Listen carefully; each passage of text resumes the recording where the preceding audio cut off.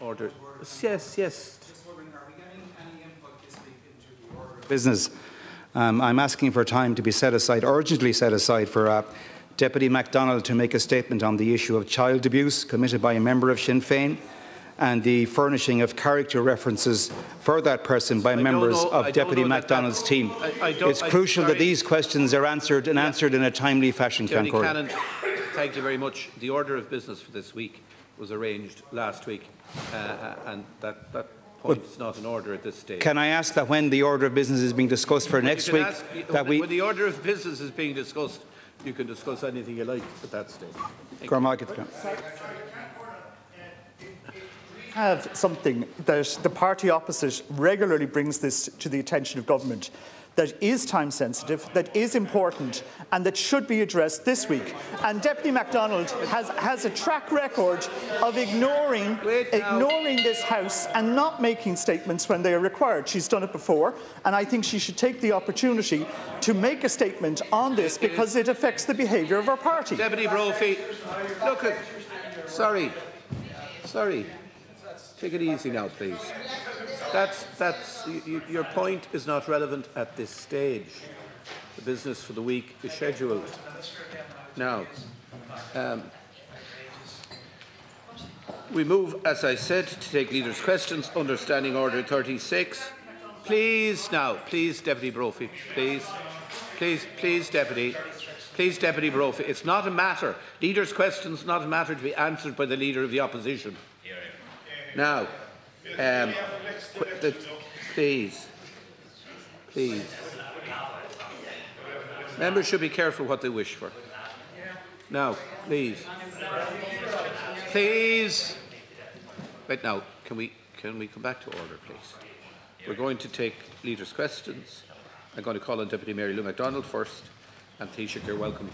Good to have you to deal with these questions. Deputy McDonald, you're very welcome. Thank you, Ceann Comhairle. Taoiseach, the parents of children with scoliosis and spina bifida waiting years for their operations would have been listening intently to your budget yesterday, listening in the hope that you might finally hear their calls for action, that you might finally deliver the investment and change that their children so desperately need so that they might get their surgeries to end their nightmare of being stuck on a waiting list or struck off one. Although your budget book has 168 pages, there is no mention of these children with scoliosis and spina bifida, nor one single line specifically outlining a solution. And despite the hype around your budget, children with scoliosis will continue to wait in pain, continue to deteriorate and continue to run out of time. Children like 13-year-old Dara Higgins from Galway. Dara was born with spina bifida. He has been waiting for surgery for 5 years. He's been lost in a system that has failed him. His condition is ever worsening. His spinal curve is now 120 degrees. His mother, Ciara, posted a video on social media last week telling Dara's story. Taoiseach, Dara's scoliosis is now crushing his lungs, his bowels, and his heart. And Ciara, his mother, tweeted, "My son never had heart issues until his scoliosis was left to crush his body." She's worried, she's terrified. Her big fear is that Dara becomes inoperable, just as other children have become inoperable as they waited and waited. His mother, Ciara, has been waiting for surgical intervention, a surgical plan, communication on her son's scoliosis treatment for far too long. He has been assessed for surgery in the United States, but there is still no clarity if Dara or when Dara will have the operation, whether it will go ahead. No clarity on travel plans, costs, length of stay. They've been given nothing in writing, and they are now racked with uncertainty. There are concerns that Dara and other children with spinal curvatures and complex medical needs might be asked to travel, if they travel, in economy seats on flights. I don't know if you've seen Dara's video, Taoiseach. You have. So you couldn't possibly expect a young lad in that situation to be crammed into an economy seat for a transatlantic flight. Some of these children, like Dara, have to be repositioned so they don't get pressure sores that prevent them actually getting the surgery they need when they land in America. So this needs to be sorted out pronto. Last week, ahead of the budget, as members will know, parents of children with scoliosis and spina bifida came to a briefing in the Oireachtas AV room, and a 14-year-old boy, a wonderful young man called Tommy Long, addressed the meeting. During his time on the waiting list, this child has been through it all, Taoiseach. Here's what he had to say. Tommy said, "It's extremely disappointing to have seen no improvement for me or for the hundreds of other children with scoliosis over the last 10 years. Mahura an mushéid seo lani le scoliosis agus spina bifida ag olingt ag fonnacht abroad." So Taoiseach, here's my question for you. You made no mention of these children in your budget.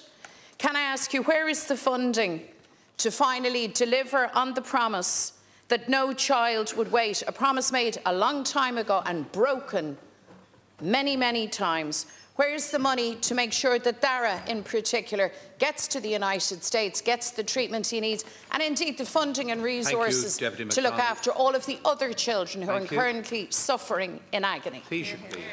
Well, thanks very much, Deputy, for raising this issue. And Ciaran Corla, it is a very important issue, and I'm pleased that we are raising it in this House, because I do think nobody in this House wants to see any child wait in pain. And any effort to suggest that you don't and I'm somehow or other satisfied that children are in pain is obviously not a fair portrayal of any public representative in this House. This isn't an issue that divides political opinion.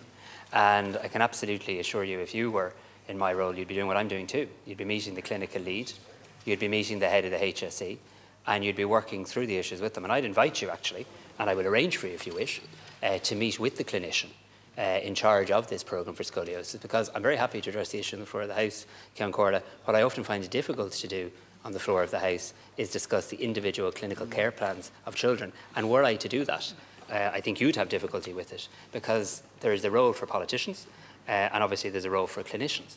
And I do think that's an important thing to say. But let me be really clear at the outset, and let's not be disingenuous, because you're at this Leader's Questions a hell of a lot longer than I am, Deputy, and you know from budgets that the HSE budget comes in a service plan, and you know that's where the detail is found in terms of the line-by-line item. And you can choose, if you wish, to use your time to suggest that government did not care about an issue, and that's fine, and maybe it's even your job, but it's not accurate. The HSE will now work through the level of funding that they've received from the government with the Minister for Health, and they will produce their detailed HSE service. And that's how it's worked every year you've been in this House. It's how it works this year as well. So let me be very clear.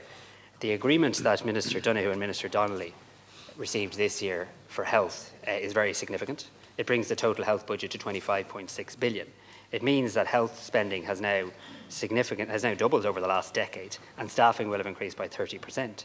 And what it also means is that there'll be real opportunity to make progress on all waiting lists, as we have been doing in recent years. It also means that there'll be further ability to invest more in paediatric spinal waiting lists as well. The Minister, and I fully support him on this, has said to families, he said to doctors, he said to the HSE, he said in this House, that any resources that are required by the dedicated spinal unit that he's established will be provided. And that has been the case up to now. So I've met with the Minister, I've met with the HSE CEO, I've met with the clinical lead of the dedicated spinal unit. This is now being led by a clinical lead, Mr. David Moore, and I've met with their teams. And I know that every single possible avenue and resource is being put to use. The Minister himself is now chairing a monthly meeting with the HSE and Children's Health Ireland on the waiting times, and he's ensuring that everything can be done. There's a paediatric spinal task force established with an independent senior council chair, Mark Connaughton, and we're committing significant additional investment to help tackle waiting lists and ease the burden. And this has resulted in a very significant increase in the number of paediatric spinal procedures carried out in 2022 and in 2023. And so far this year, over 300 spinal procedures have taken place. And that's important to acknowledge. For every child you name, and you're right to highlight them, absolutely right. There are children getting these operations and getting them at a scale and a pace that wasn't the case in years gone by.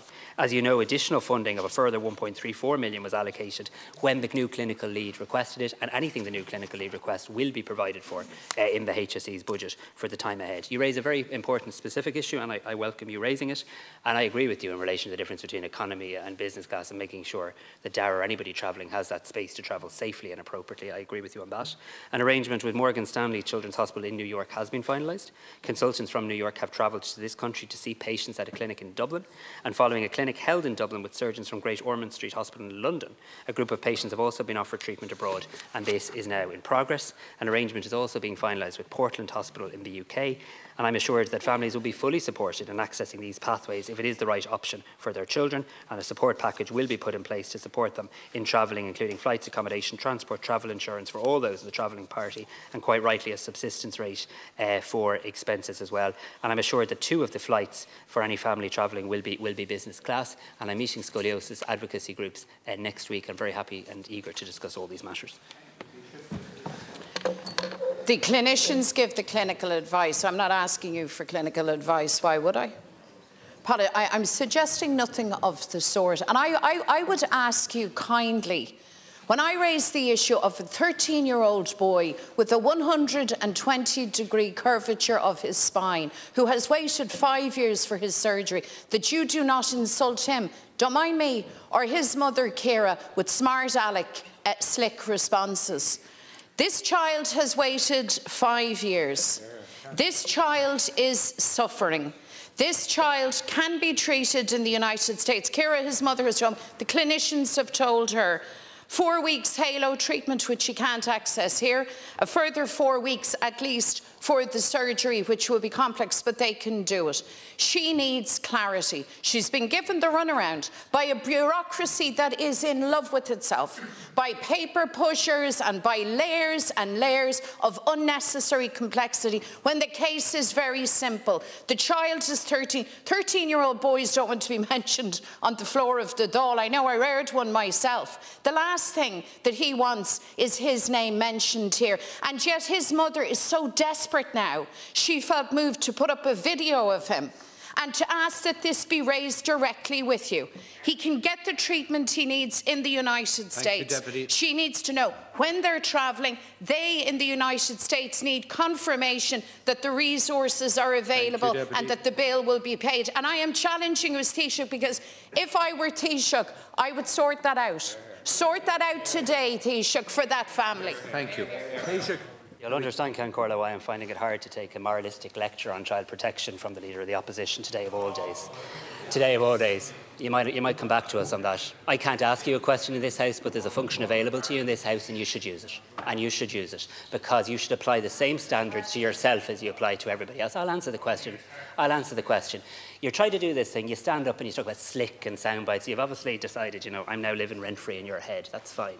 The reality of the situation here is, Deputy McDonald, I'll work with this family. But I won't have you wrongly represent who I am or my values or the work that I do. I will work every day to help every child that needs access. And we delivered a budget yesterday that will make substantial progress. I've already outlined to you, I'll be meeting directly with the family advocacy groups next week, because I don't need you as an intermediary. I'll be meeting them directly. And I'll be working with them. And I'll be working with the Minister for Health. And I'll be working with the clinician who carries out these surgeries, who's now the clinical lead, to do the best thing possible. And we will put every support in place. And I assure you of that. Thank you. Deputy Bacik, please. Taoiseach, before I start, I just want to acknowledge the distressing escalation of conflict in the Middle East, and to say our thoughts, and I'm sure all of our thoughts, are with those affected, with our defence forces in South Lebanon, with their families, and with our citizens trapped in the region who must be brought home. And we do need to see all diplomatic means exhausted to bring about peace in the region. But Taoiseach, I want to raise with you today the question of child protection and how your government will stand by survivors of child abuse in Irish schools and institutions. And it is an issue which has been brought into light recently, and indeed over recent years. We've gained a new understanding of the scale of abuse perpetrated against children in particular across so many religious and state-run institutions through disclosures about abuse in industrial schools, orphanages, mother and baby homes, Magdalen laundries. Most recently, thanks to the immense bravery of survivors like the Ryan brothers, we've learned of the awful abuse of students and young children in a significant number of religious-run schools, and we've heard new revelations about abuse perpetrated by Bishop Eamon Casey, among others. Taoiseach, each time we hear about abuse perpetrated upon children in religious-run institutions, there are calls for religious orders to step up and pay their share of redress. But when the dust settles, the state has never really stepped up to make sure those religious orders do pay up. And I've seen this myself. As a legal practitioner previously, representing survivors of abuse, I saw how many were re-traumatised by a flawed redress process in some cases, but also by religious orders' refusal to engage. Now, the government has called on religious orders, you've called on religious orders, indeed I've called on religious orders to pay their share of redress. The problem is many are hiding behind what I've called the developer's wife syndrome, and I think we're all aware of this, where orders transfer their assets to lay-run trusts, meaning that the orders may have legal liability to pay redress, but have no longer got the means or assets to do so, and of course the lay-run trusts have no legal liability. And what makes this troubling ethically is that the assets involved are so extensive. I see an investigation by Noteworthy for the Journal showing that religious orders involved in historic abuse sold over 75 properties worth more than €90 million between 2016 and 2022 alone.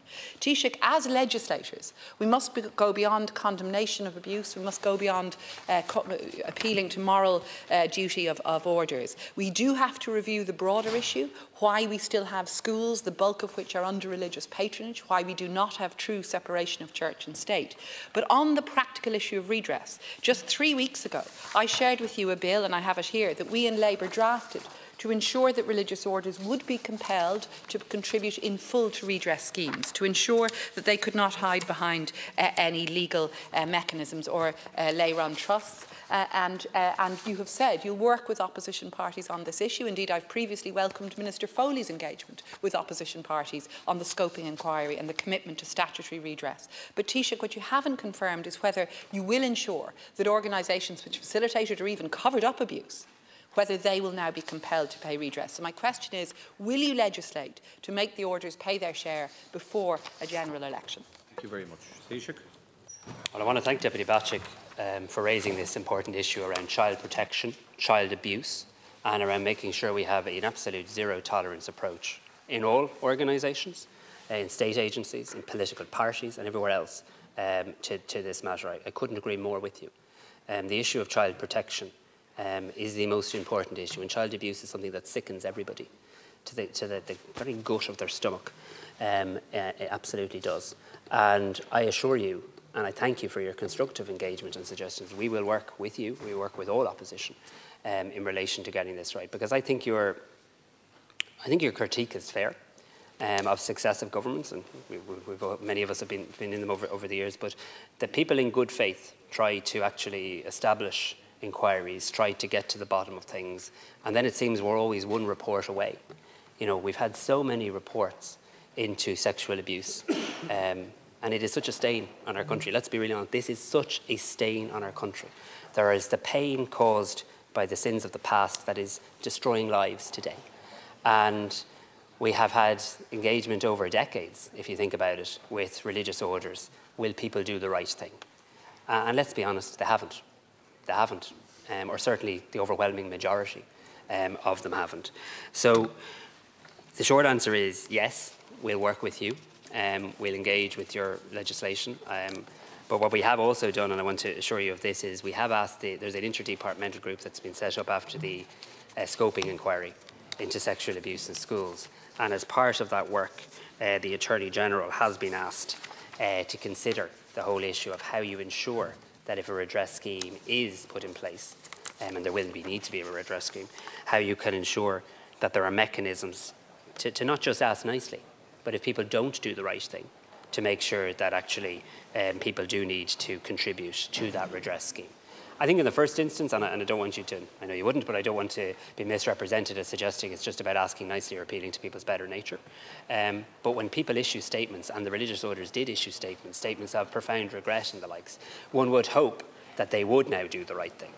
But I also want the government's position to be clear, and I expect it's a position across parties in this House, that if people don't do the right thing, we do need to find legislative mechanisms to ensure that the correct thing is done. You're asking me to give a timeline, which is not an unreasonable thing to do, but I do want to be honest. I do want to be honest back. I do want to get this right. I know Minister Foley wants to get this right. I think she's handled the issue really quite well and sensitively, very well and sensitively. You acknowledge the engagement she's had with opposition. She's had great engagement with survivors, meaningful engagement. And I do think just making sure that the structures and the mechanisms we put in place do produce answers, healing, justice, accountability and appropriate redress is important. So we'll continue to work on this. But I've no doubt, Ciarán Comhairle, and I think I can speak for the House in this, regardless of when there's a general election or not, I'm sure this is something we will all commit to getting this right and working together. Well, Taoiseach, I thank you for your acknowledgement. The religious orders have not done the right thing to date, and indeed, I had hoped perhaps for more of a timeline, but I would ask you specifically to refer our bill to the Attorney-General for advice. Our bill would facilitate civil proceedings against unincorporated bodies, such as, but not confined to, religious orders, and it would provide for the recovery of any damages awarded from associated trusts of such bodies. I think it's a critical piece of legislation needed to ensure that we do right by survivors of abuse. And I do want to commend again the immense bravery of those survivors who have come forward and to condemn perpetrators of abuse. And we're all conscious, abuse was not confined to religious-run organisations. Abuse, unfortunately, against children has happened in all sorts of settings, and we must all condemn it outright wherever it occurs and do right by survivors. Some specific instances we can adopt, like the bill we've proposed, like, for example, honouring those survivors of abuse by Bishop Casey, who've called for the removal of his remains from the crypt at Galway Cathedral. These are significant actions that can be taken to do justice by survivors, and I think all of us in government and opposition should be committing to do so. No, thank you for that. And yes, I will certainly ask that your bill is referred to the Attorney-General as part of his consideration. I think that's a sensible thing to do. And we will continue. I do want you to know, and I think you do know this from your engagement with Minister Foley, like, there is an intense degree of work going on in relation to this. I think we have seen in the past, when we have gotten mechanisms correct, we have provided people with answers and a degree of healing. I think we've also seen when we've gotten mechanisms wrong, we've provided people with, meeting more senior counsels than you could fit in here, often paid for by the state, and really re-traumatising survivors as well. So that bit we do want to get right. But the scale of this is alarming. I mean, just in the scoping inquiry, they've been told of 2,395 allegations of sexual abuse involving 884 alleged abusers in 308 schools. The allegations were contained in the records of 42 religious orders who currently or previously ran schools. And this included 590 allegations of sexual abuse in special schools. And that section of the report is particularly harrowing and horrifying when you read it as well. So let's continue to engage on this, and I will seek the legal advice on your legislation. Boyd-Barrett. Israel's ongoing genocidal year-long massacre in Gaza, and now a savage assault on Lebanon, has triggered a terrifying escalation of conflict and violence that threatens to engulf the entire Middle East.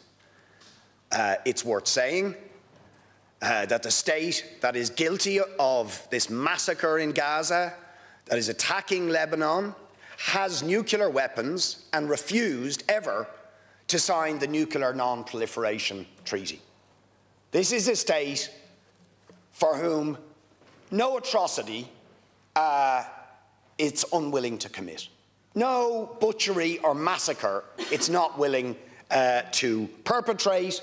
No red line it is not willing to cross, and they have nuclear weapons. And they don't believe in international efforts to contain the proliferation of them. So this is a scary situation. There are 379 Irish troops there. There are, I believe, over 100 Irish citizens. But equally important, we have had more than 1,000 Lebanese, and the count is going up, butchered with missiles, children, men, women and children. We have had a sort of James Bond-like explosion of thousands of pagers indiscriminately killing dozens and dozens of people, injuring hundreds. And we now have 41,689 people killed in Gaza over the last year since Israel began this onslaught. 60 people in Gaza killed last night. More than 200 Lebanese people killed in the last few days. And this is a country that has now, the ICJ has ruled, is guilty of illegal occupation of Gaza, of the West Bank, of East Jerusalem. It is, by its own admission, committing things that are crimes under international law, that are war crimes. Now, the question I have is, what are you and the world going to do about it? And in particular, is your government speaking out of both sides of its mouth on this issue when you say you're concerned about what Israel is doing, about the crimes it is committing, but then we get a report that the Minister, Pascal Donoghue, had a conversation with the Israelis back in 2019, giving assurances that the Occupied Territories Bill, which you still refuse to pass. Oh, well, we'll see. We'll see.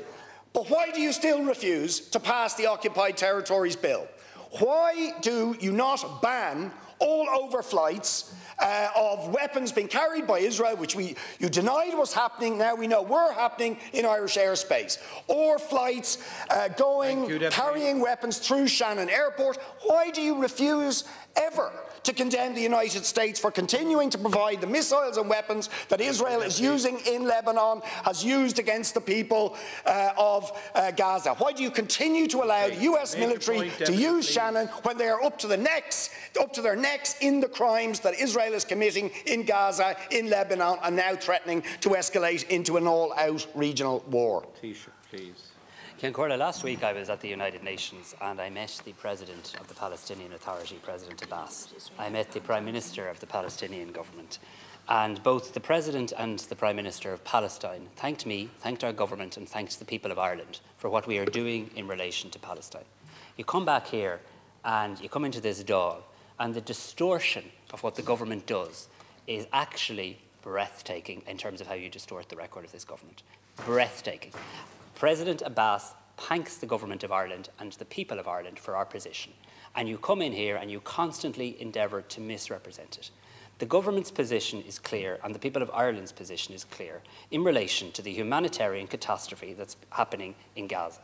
We're very clear in relation to the breaches of international law. We're very clear in relation to the ICJ ruling. We're very clear in relation to the actions we took arising from the ICJ rulings in relation to defence equipment.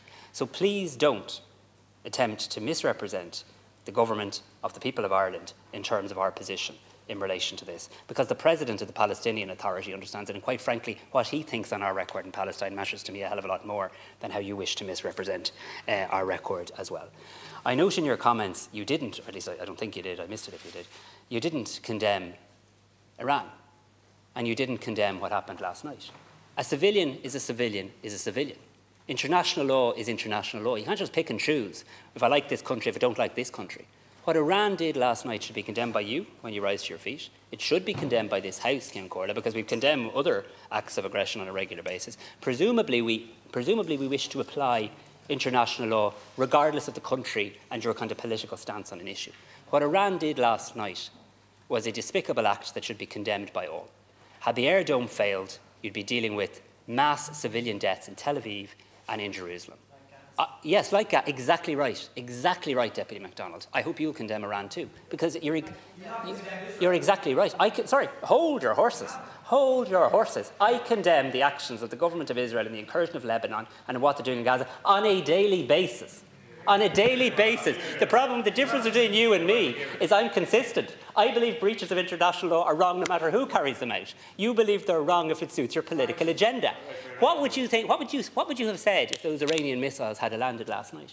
What would you have done? Engage in a bit of whataboutery. What Iran has done last night is dangerous and should be condemned. What Israel has done in relation to Lebanon should be condemned. I'm clear on that. It's an incursion in breach of the UN Charter. But it's really easy when you apply international law consistently. Now, we're very worried about this because you're quite right. We have a significant number of peacekeepers whom I've been in contact with on the ground in Lebanon. I met the UN Secretary-General, Antonio Guterres, specifically on this issue, and I spoke to the Lebanese Prime Minister directly on this matter last night. I can assure the House, because I'm sure this is to the fore of your mind, and it certainly is to mine, that the safety of those troops is the absolute paramount concern for this government and for the people of Ireland, that we've been assured of their safety and have a contingency plan in place for all eventualities, and we continue to monitor that closely. We believe very clearly there needs to be de-escalation, there needs to be full implementation of the UN Security Council resolution, and there needs to be an immediate ceasefire. And that's the position we say in public and private, regardless of who breaks international law. Now, Deputy Boyd-Barrett, please. Taoiseach, I'm not in favour of military escalation of this by any side. But what I'm not going to do is engage in on the one hand, on the other hand, right?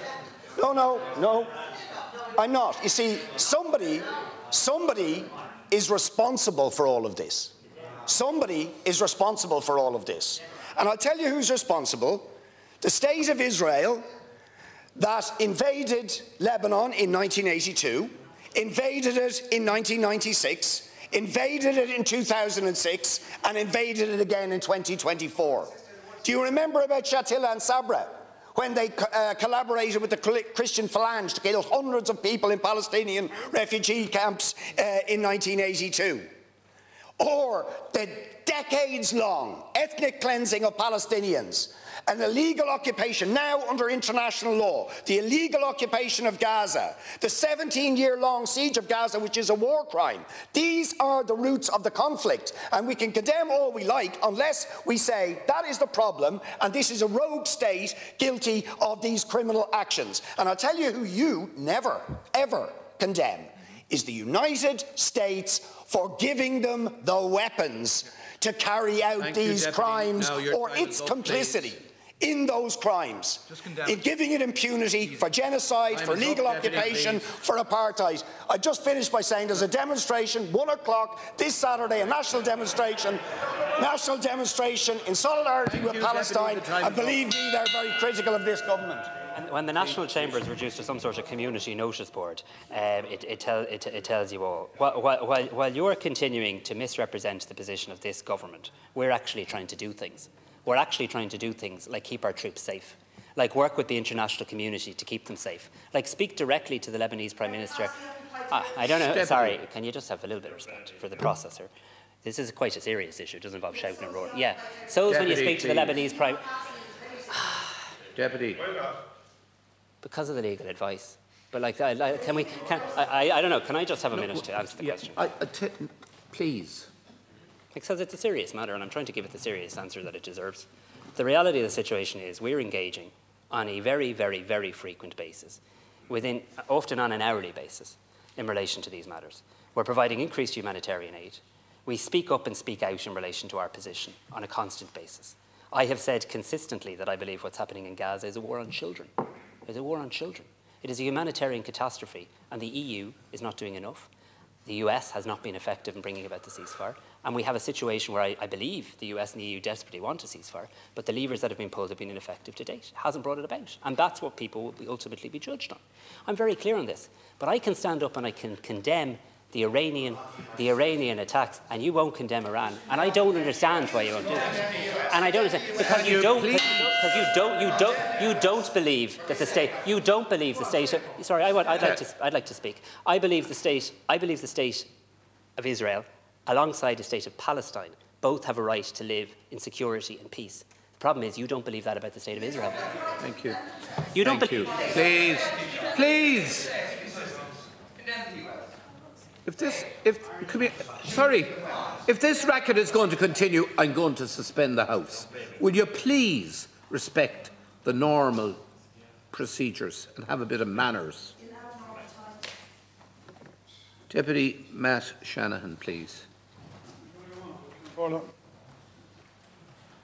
Taoiseach, in 2020, the people of Waterford placed their trust in me, many driven by a singular issue: the undelivered promise of 24/7 cardiac care. This is a critical service, a matter of life and death for the 600,000 people in the South East who rely on University Hospital Waterford. We've seen the tragic consequences of this unmet need through stories like that of Tom Power and Lou McDonald, and the data exposed by the RTE Investigates team. An entire community marched in protest. 22,000 people, Taoiseach, took to the streets of Waterford in 2013. The issue is not new, nor is the frustration, and you have a legacy here. As Minister for Health in 2016, you commissioned the Heritage Report, a document so riddled with errors that the word clinical was misspelled on the front page. It was hastily thrown together, deliberately misinformed, marred by dodgy and incorrect data, and is still used to shield inaction. When the flaws of that report became apparent, you still, as Health Minister in 2016, commissioned the National Review of Specialist Cardiac Care Services, led by Philip Nolan. For the past 6 years, we have been told to wait for that review. The report remains buried on the Minister for Health's desk. Promises have been made and recycled, Taoiseach. Your colleague, the Taoiseach Micheál Martin, stood for a photo in Waterford in 2016, promising 24/7 cardiac care for the South East, a promise that played a role in his party regaining a seat in the region. Standing beside him was the now junior Minister for Health, the main beneficiary of that promise.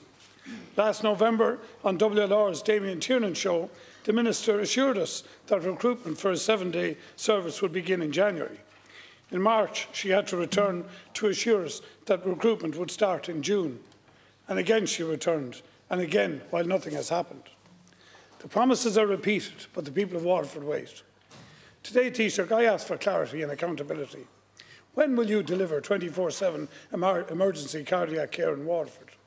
And in your response, Taoiseach, can I please ask you to limit your comments to the issue of 24/7 cardiac care?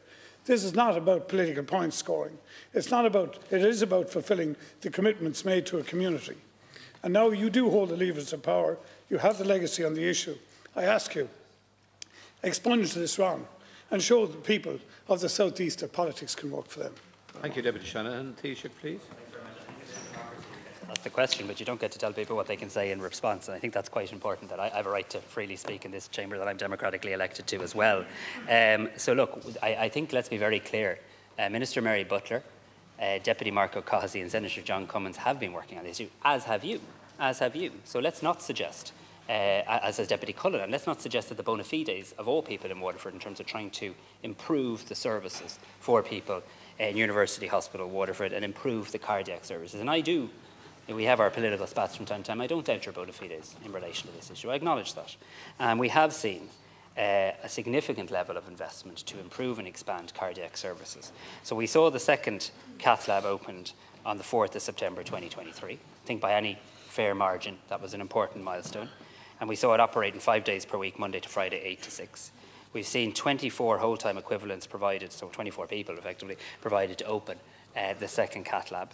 And I know the hospital is using a combination of day beds and recovery spaces for the operation of the second cath lab. The medium to long-term options now for recovery beds are now being discussed with the HSE, involving the relocation of the on-call residents and refurbishment of this area. We've seen the opening hours for the first cath lab extended as well in September 2022, and now we've seen permission being granted to recruit a specific group of staff for the initial tranche for 2024, and it's now an operational issue for the HSE to do so. So Minister Butler has assured me that permission has been granted by the Department of Health to recruit a specific number of staff for the initial tranche of new developments for this year, and that the HSE is now charged with getting on with doing that. But in light of you raising the issue today, which is a fair and important issue for people of Waterford, I will directly engage with the HSE and the CEO of the HSE to seek an urgent update on this matter, because all of us in this House want to see an expansion of those services. All of us in this House do want to see that. We have to do it in a way that is clinically advised, clinically safe, and I will seek an urgent update from the CEO of the HSE for you on this matter. Deputy Shannan. Taoiseach, yesterday we announced a budget of €10.1 billion, and yet in the South East at this moment in time we can only treat heart attack in a cath lab 60 hours per week. I'd remind you that the Katie Hannon RTE report showed that only 3% of heart attack patients were getting out of the region when the Waterford lab was closed. That report is 5 years ago, and we can hardly think that ambulance transfer times have improved since then. And I would say to you, I have 4 families living within a 5-mile radius of me, all who have members who have suffered a heart attack. One of those is Jennifer Feasy, whose father, Willie Doyle, started the first cardiac care group in Waterford. That is over a decade ago. And these families worry every night and go to bed apprehensively waiting for the dawn because they know there is no service available to them. Taoiseach, I have heard you mention many times in this House and reference that this government wants to leave nobody behind. But we are leaving a whole region behind here. And we don't need a report to tell us what's needed in the South East. We have the testimonies of the McDermott family, of the Power family. We have so many other testimonies of people who have been delayed to cardiac care and are suffering as a result. So I would ask you, please, Taoiseach, to implement this. And I would remind you, Taoiseach, that the HSE recruitment embargo stopped the recruitment of the 7-day service by not bringing those people forward. Those were emergency personnel. And why were they included in that embargo? So I would ask you to get the department and get government to stop dragging its feet and deliver this equality issue to the South East, please. Thank you, Deputy. Well, thanks very much, Deputy Shannan. Look, there has been a significant level of investment in University Hospital Waterford. And I know you don't want me to broaden the issue too much, but I do just want to say for the people of Waterford, who no doubt will follow this debate, that we have seen staffing at the hospital grow by 866 people from the end of 2019 to today. There's 49 more doctors, consultant doctors, there's 114 more NCHDs, there's 378 more nurses and midwives, as well as 118 more health and social care professionals. In 2019, the hospital in Waterford had a budget of 201 million. In 2024, the budget's more than 309 million. So the budget has grown during the lifetime of this government by 108 million euro. I accept there's work to do. I accept there's work to do. I accept there's work to do. I really do. But I do want people to know over 100 million euro of additional investment, significant extra staff increases, expansion of our cardiac services. And in light of you raising the issue today, I will seek an update from the HSE Chief Executive and come back to you directly on the matter. Thank you, Taoiseach and leaders. That concludes leaders' questions for today and enables us to